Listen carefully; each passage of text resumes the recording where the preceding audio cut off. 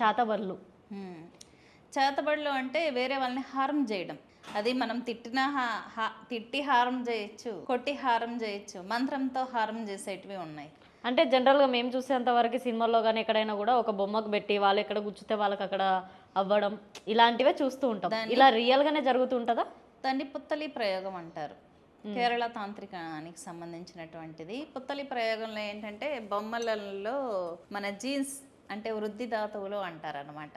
మన బాడీలో హెయిర్ అనేది గ్రో అవుతుంది కదా, గోళ్ళు గ్రో అవుతాయి కదా, క్లాత్ స్కిన్కి దగ్గరగా ఉన్నటువంటి క్లాత్స్ ఇవి ఉంటాయి. వీటిలో మన జీన్స్ ఉంటుంది, అంటే మన మనసు బుద్ధి ఉంటుందన్నమాట.